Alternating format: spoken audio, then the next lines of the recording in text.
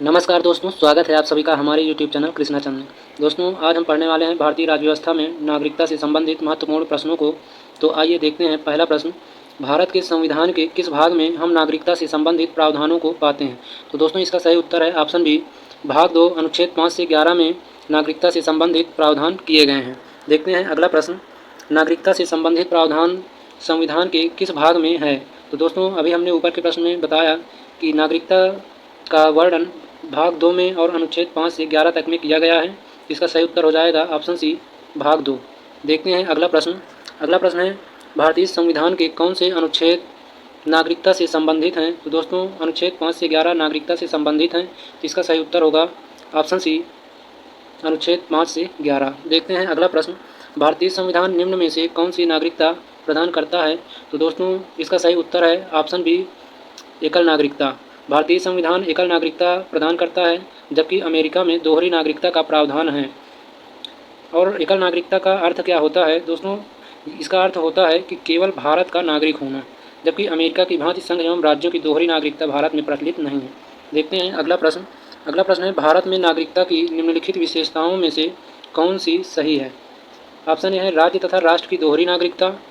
Option B है राज्य की एकल नागरिकता। ऑप्शन सी है संपूर्ण भारत की एकल नागरिकता। ऑप्शन डी है भारत और अन्य देश की दोहरी नागरिकता। तो दोस्तों, संपूर्ण भारत में एकल नागरिकता का प्रावधान है।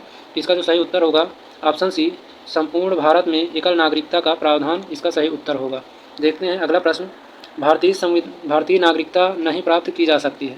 तो दोस्तों, भारत में भारतीय नागरिकता को 5 विधियों द्वारा प्राप्त किया जा सकता है। वह है जन्म द्वारा, रक्त संबंध या वंशक्रम के द्वारा, रजिस्ट्रीकरण द्वारा, देशीयकरण द्वारा या किसी भूभाग के भारत में सम्मिलन के द्वारा भारतीय नागरिकता को प्राप्त किया जा सकता है। तो देखिए, इस प्रश्न में पूछा गया है कि भारतीय नागरिकता नहीं प्राप्त की जा सकती है। ऑप्शन ए है जन्म द्वारा, ऑप्शन बी है देशीयकरण द्वारा, ऑप्शन सी है किसी भूभाग के सम्मिलन द्वारा, ऑप्शन डी है भारतीय बैंक में धन जमा करके।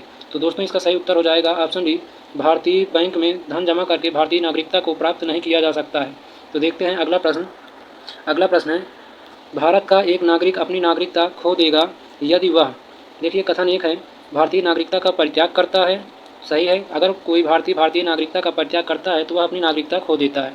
और कथन 2 है, स्वेच्छा से अन्य देश की नागरिकता प्राप्त करता है। यह भी सही है। अनुच्छेद 6 में इसका वर्णन किया गया है कि यदि कोई व्यक्ति स्वेच्छा से अपने देश की नागरिकता को त्याग करता है या अन्य किसी देश की नागरिकता को ग्रहण करता है तो वह भारत की नागरिकता को खो देगा। यह कथन भी सही है। और कथन 3 है, किसी अन्य देश के नागरिक से विवाह करता है तो यह कथन गलत है, क्योंकि किसी अन्य देश के नागरिक से अगर कोई व्यक्ति विवाह करता है तो इससे भारतीय नागरिकता नहीं खो जाती है। और कथन 4 है, सरकार की आलोचना करता है तो यह कथन भी गलत है। तो दोस्तों, इसमें कथन 1 और कथन 2 सही है। तो इसमें नीचे दिए गए कूट का प्रयोग कर सही उत्तर का चयन करना है। तो दोस्तों, कथन 1 और 2 सही है। इसका जो सही उत्तर हो जाएगा ऑप्शन सी, कथन 1 और 2 इसका सही उत्तर होगा। देखते हैं अगला प्रश्न।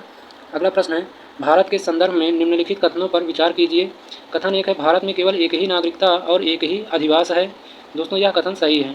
अब देखते हैं कथन 2, जो व्यक्ति जन्म से नागरिक हो केवल वही राष्ट्राध्यक्ष बन सकता है। यह कथन गलत है, क्योंकि जो व्यक्ति जन्म से नागरिक हो वह केवल वही भारत का राष्ट्राध्यक्ष या राष्ट्रपति नहीं बन सकता है। संविधान में वर्णित है कि यदि कोई व्यक्ति भारत का नागरिक है तो वह राष्ट्रपति या राष्ट्राध्यक्ष बन सकता है। तो कथन 2 गलत है। देखते हैं कथन 3, जिस विदेशी को एक बार नागरिकता दे दी गई है किसी भी परिस्थिति में उसे इससे वंचित नहीं किया जा सकता। यह कथन भी गलत है, क्योंकि उसे वंचित किया जा सकता है। कई कारण हो सकते हैं वंचित करने के। तो दोस्तों, इसमें केवल कथन 1 सही है।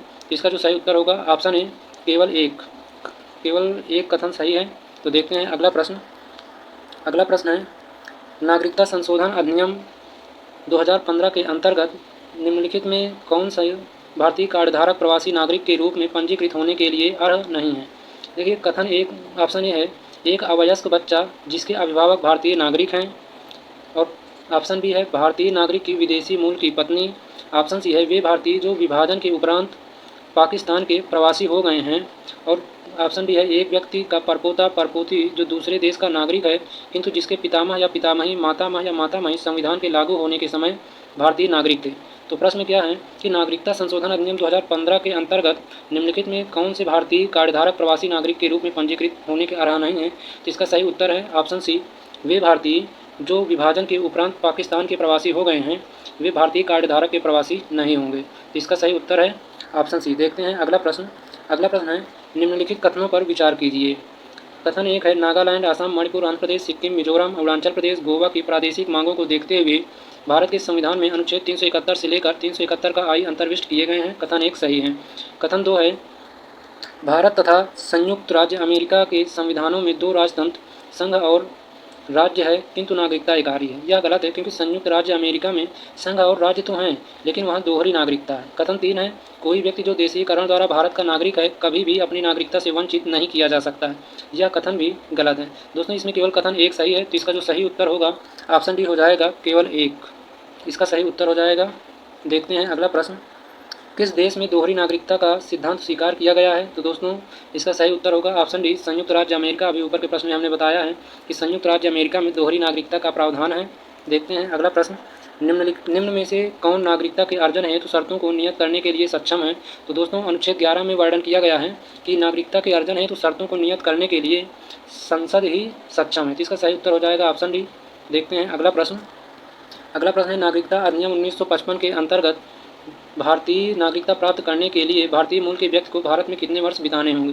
तो दोस्तों, इसका सही उत्तर है ऑप्शन सी, 7 वर्ष। जबकि विदेशी मूल के व्यक्तियों को 10 वर्ष भारत में बिताने होंगे, तब उन्हें भारत की नागरिकता दी जाएगी। अगला प्रश्न है, निम्नलिखित में से भारत में नागरिकता निर्धारण का विशिष्ट अधिकार किसके पास है? तो दोस्तों, अभी हमने ऊपर के प्रश्न में डिस्कस किया था कि अनुच्छेद 11 में इसका वर्णन किया गया है कि नागरिकता का निर्धारण केवल संसद ही कर सकता है। इसका सही उत्तर है ऑप्शन डी। देखते हैं अगला प्रश्न, नागरिकता संशोधन विधेयक 2019 संसद से कब पारित हुआ है? तो दोस्तों, इसका जो सही उत्तर है ऑप्शन बी, 11 दिसंबर 2019 को नागरिकता संशोधन विधेयक 2019 पारित किया गया है। देखते हैं अगला प्रश्न। अगला प्रश्न है 16, प्रश्न संख्या 16 है, नागरिकता संशोधन कानून कब पारित किया गया? अभी इसी प्रश्न का ऊपर के प्रश्न में डिस्कस किया गया है। इसका सही उत्तर हो जाएगा ऑप्शन बी, 11 दिसंबर 2019 को। तो दोस्तों, आज की वीडियो में बस इतना ही। मिलते हैं अगली वीडियो में। अगर वीडियो अच्छी लगती है तो लाइक कीजिए, सब्सक्राइब कीजिए तथा शेयर कीजिए। जय हिंद।